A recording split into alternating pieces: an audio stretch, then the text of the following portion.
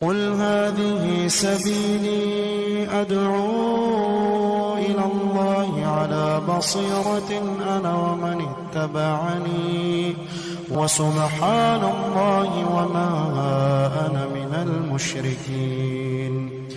اعوذ باللہ من الشیطان الرجیم. بسم اللہ الرحمن الرحیم. افلا یتدبرون القرآن. گزشتہ درس میں اس بات کا تذکرہ ہوا تھا کہ منافقین لوگ نبی پاک صلی اللہ علیہ وسلم کی مجلس اقدس سے اٹھ کر جاتے تھے تو گھروں میں جا کر آپ کے احکامات کے خلاف مشورے کیا کرتے تھے. چاہیے تو یہ تھا کہ جو آپ نے احکامات دیے ہیں ان کے بارے میں غور و فکر کرتے، ان پر عمل کی تدبیریں کرتے، پیروی کی کوشش کرتے، لیکن یہ لوگ ایسا نہیں کیا کرتے تھے. آگے پھر بیان کیا جا رہا ہے کہ افلا یتدبرون القرآن، کہ یہ لوگ اگر قرآن پاک میں تدبر کرتے تو پھر یہ نوبت پیش نہ آتی کہ ان کو کیا ہو گیا ہے، یہ کیسے لوگ ہیں کہ یہ قرآن میں تدبر نہیں کرتے.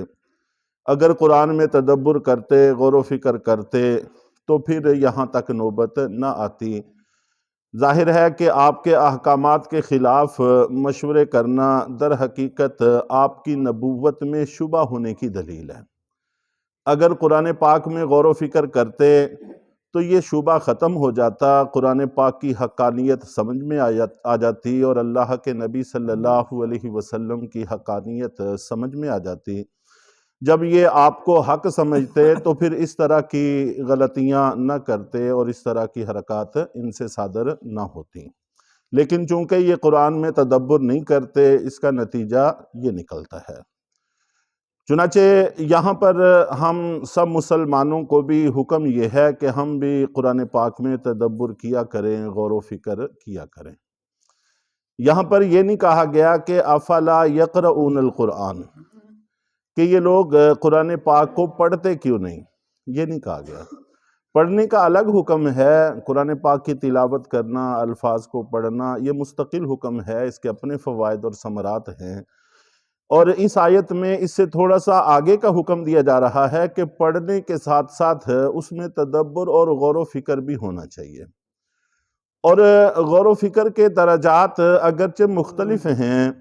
کچھ ماہر علماء کرام ہیں جن کو مستنبطین، مجتہدین کہتے ہیں، وہ قرآن پاک میں غور و فکر کرتے ہیں تو تہوں میں چھپے ہوئے موتی اور جواہرات نکالتے ہیں، ایک ایک آیت سے ہزاروں مسائل کا استنباط کرتے ہیں جو قیامت تک امت مسلمہ کے لیے رہنمائی کا کام دیتے ہیں.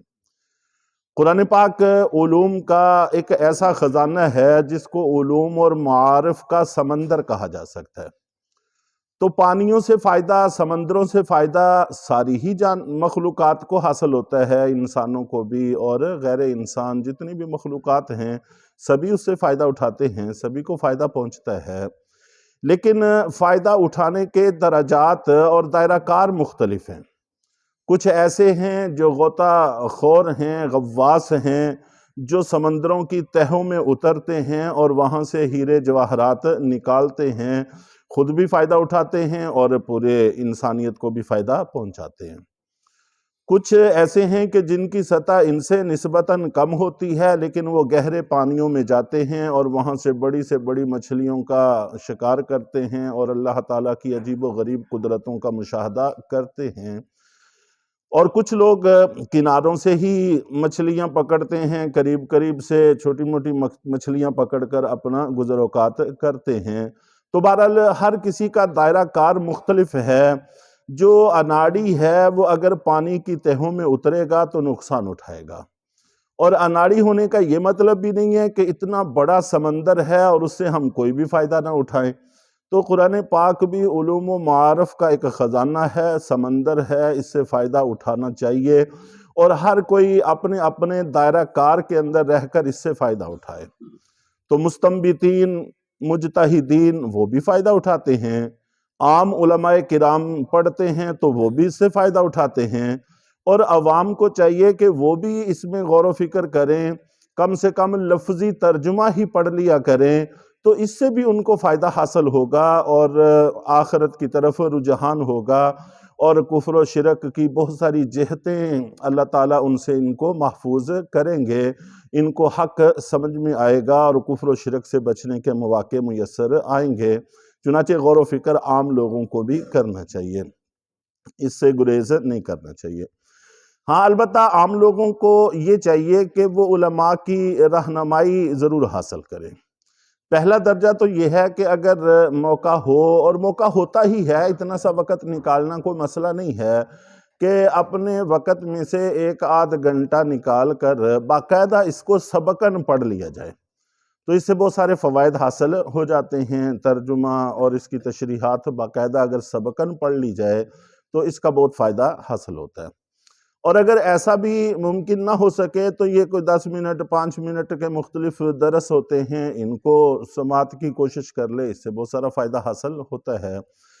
اور اس سے آگے کا تھوڑا سا درجہ یہ ہے کہ خود بھی بیٹھ کر قرآن پاک کا لفظی ترجمہ لکھا ہوا ہوتا ہے، ترجمے والے قرآن پاک مل جاتے ہیں، تو وہاں سے ان کا ترجمہ پڑھا جائے۔ اور یہ پڑھنا علماء کی نگرانی میں ہو، ان سے پوچھ لیا جائے۔ کچھ تراجم مشکل ہوتے ہیں، کچھ زیادہ گہرائی سے تعلق رکھتے ہوتے ہیں، اور کچھ آسان ہوتے ہیں، تو علماء بہتر سمجھتے ہیں کہ اتنی تعلیم رکھنے والے کے لیے کون سا ترجمہ مناسب اور بہتر رہے گا، جس سے ان کو فائدہ پورا حاصل ہو۔ اور اسی طرح قرآن پاک کی تشریحات، جس کو ہم تفسیریں کہتے ہیں، مختلف ہیں، بہت ساری لکھی ہوئی ہیں، ہر زبان میں لکھی ہوئی ہیں، اردو میں بھی بہت ساری ہیں، کچھ لمبی ہیں، کچھ مختصر ہیں، کچھ درمیانی ہیں، کچھ مشکل ہیں، کچھ آسان ہیں۔ تو علماء کی نگرانی میں ان کا مطالعہ کر لینا چاہیے، پوچھ لینا چاہیے کہ میرے لیے کون سی تفسیر بہتر ہے، تو وہ تفسیر خرید کے رکھ لیں اور اس کا وقتاً فوقتاً کچھ نہ کچھ مطالعہ کرتے رہیں۔ پھر جہاں کہیں کوئی شبہ پیدا ہو تو علماء سے رجوع کر لیں، ان سے رابطہ قائم کریں۔ جب ان سے رابطہ قائم کریں گے تو وہ شبہ ساتھ کے ساتھ دور ہوتا چلا جائے گا۔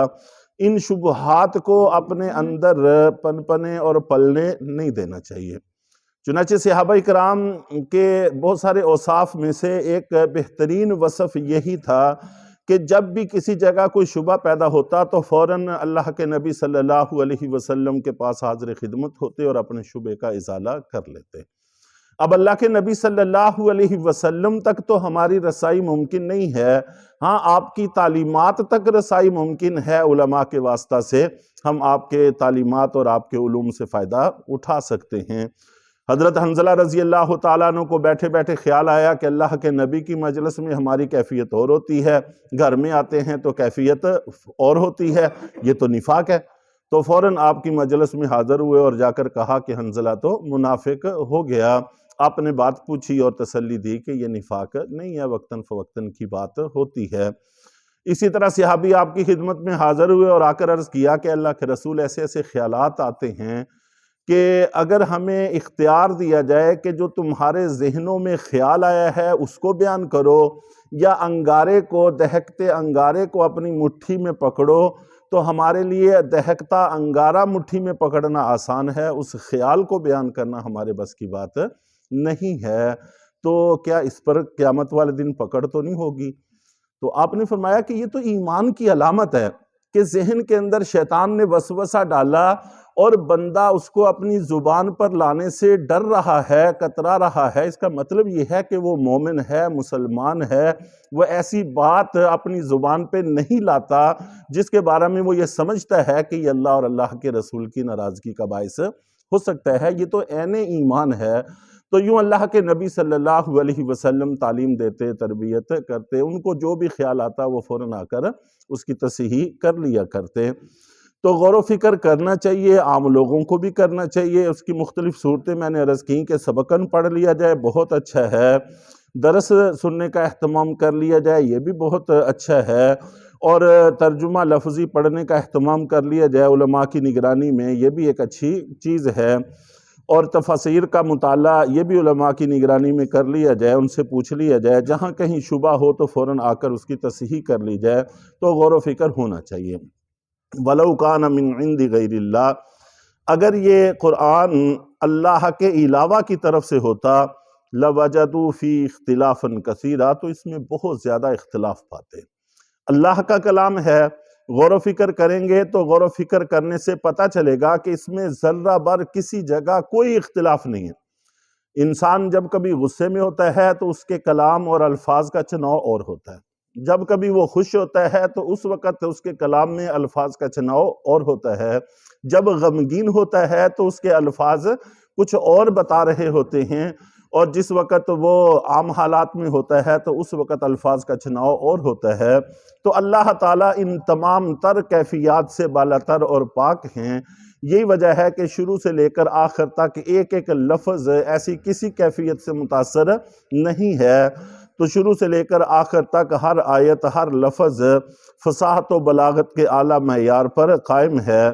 تو قرآن پاک میں کسی اعتبار سے بھی کہیں تمہیں کوئی اختلاف نظر نہیں آئے گا، یہ اس کے حق ہونے کی دلیل اور علامت ہے۔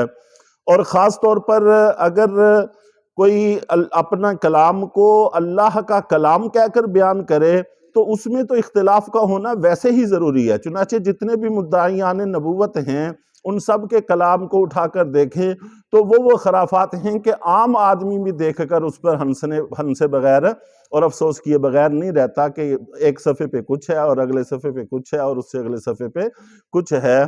تو نبوت کے دعوے کے ساتھ کوئی بندہ اپنے کلام کو اختلافات سے بالاتر نہیں رکھ سکتا، تو عام آدمی کے لیے بھی ایسا ممکن نہیں ہے۔